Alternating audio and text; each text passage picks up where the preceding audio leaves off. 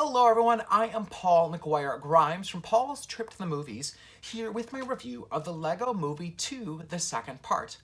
5 years have passed since the events of the first film, and the Lego community has really become this post-apocalyptic wasteland. Lucy, Batman, and a few other friends have been kidnapped by an alien queen, and it's up to Emmett, the local construction worker, to summon up the courage to go save him. It features the voices of Chris Pratt, Will Arnett, Elizabeth Banks, Tiffany Haddish, Alison Brie, and Nick Offerman. Once again, this film is written by Phil Lord and Chris Miller, who wrote the first film, and recently Phil Lord was part of the creative team behind Spider-Man Into the Spider-Verse. The joy of these movies is that they're enjoyable for parents and their kids. They're filled to the brim with pop culture references, many of which would go over the kids' heads, kind of like how the community is very much modeled after Mad Max Fury Road. The plot in this one is very thin, but it's really in the attention to detail that makes the Lego Movie 2 work and not suffer from sequel-itis. The play on words, the creativity with how the Legos move, and the over-the-top characters are all part of the fun.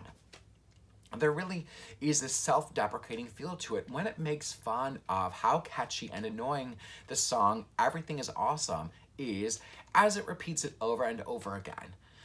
We saw the twist at the end of the first film when it expanded to this live-action world, and that is further explored here as now the mom and sister characters come into play with throughout this movie. We see what happens when younger sisters try to play with their too cool older brothers and the fear of Momageddon.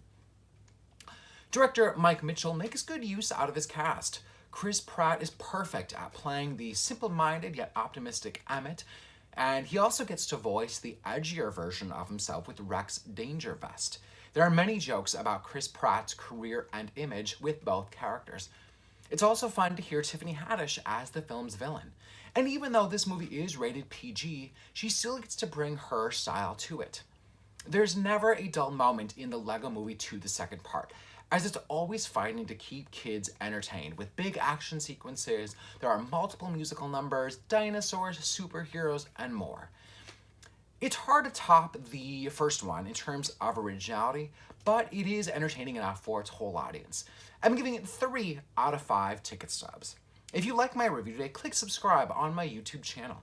I have more movie reviews as well as my appearances on Twin Cities Live. And then don't forget to follow me on Instagram and Twitter at Paul's Movie Trip. And then go to my website, paulstriptothemovies.com, for more reviews, as well as a link to my podcast, Paul's Trip to the Movies, on Podcast One and Apple Podcasts. Thank you so much for watching today.